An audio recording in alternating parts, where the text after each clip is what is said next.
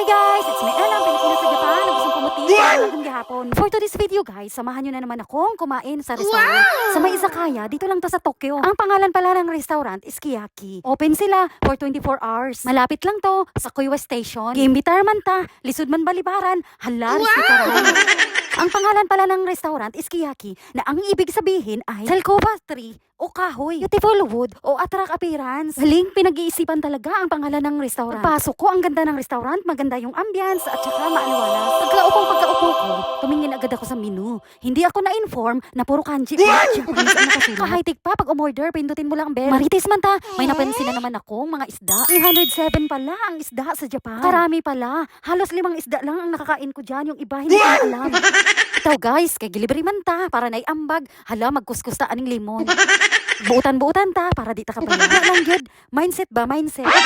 Kung pagkaupo mo sa restaurant na to, may una silang siniserve. Tinatawag dito sa Japan, mekabo o seaweeds. Sticky texture siya o salty flavor. Popular ingredients ng Japanese. Aming pagkakagamitan, katulad ng side dish, salad, toppings, mga noodles at rice. Sarap siya, ka-texture siya ng okra. Iyo rin ba? Nakakain na rin ba kayo ng ganito? Ako kasi first time ko to. Okay naman siya, pasok siya sa panlasa ko.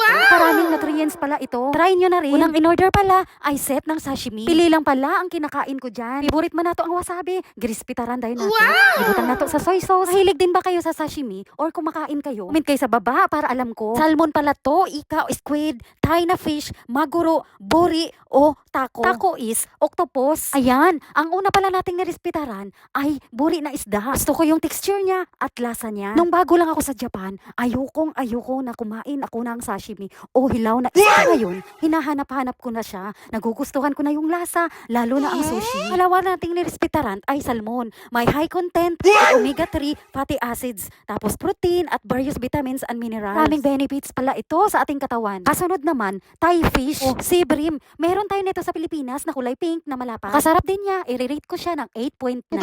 Itong puti na pala ito, sa hindi pa nakakaalam, ay radish ito o gulay. Ang kaporma siya ng pansit, pero nakakain siya ng fresh. Kasunod naman ay ika o squid sa atin. Manamis-namis siya, kaya i-rate ko siya ng 6. Hindi rin natin palalampasin ang uba leaves o shiso, green perilla leaves. Maraming health benefits at vitamin A at C, preventing food poisoning at maganda sa digestion. Nakakabilib tong dahon na to. Kaya i-rate ko siya ng 10. Wow! Sunod na sinerve ay tempura na may mix siya na gulay at saka seafood. Sauce niya, hahaluan mo pala ng pinong daikon o radish, tapos may konting luya. Yan, napakasarap. Wow! Una ko nang kinuha ang favorite ko na pimam o bell pepper. May nagsabi pala sa akin, dito sa Japan, pag mainit ang pagkain ay unang kinakain para hindi lumamig. Kasunod kong kinain is kalabasa o kabutsa dito sa Japan. Masarap siya at saka manamis-namis. So guys, comment naman kayo sa baba kung ano yung mga favorite yung gulay. Tempura pala, napakabilis lang lutuin. Bumili lang kayo ng powder. Pag may mga tanim kayo, mabilis lang. Ito pala, ang kasunod ay sibuyas. Napakasarap niya. Crunchy. Kaya pag magluluto kayo ng tempura, wag niyong latain, wag niyong patagalin sa mantika. Kasi masarap siya pag half cook. Manamis-namis. Ipon pala ako sa kinain nating masarap na pagkain. Kaya napakuha na rin natin. Sunod nating kinain ay isda na tempura. Napaka-fresh at napaka-malinamnam. At hindi matapang yung lasa. Hindi ko alam kung anong klaseng isda ito. Basta gusto ko siya. Tapos kasunod, ito ay talong. Tama lang yung pagkaluto. At ang texture niya ay napakasarap, hindi lata. Makalas nating respetaran, ang pinaka-favorite kong tempura ay hipon.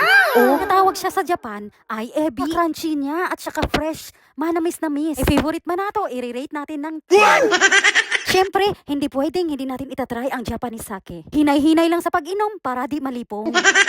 Kira data ko to, please like, share.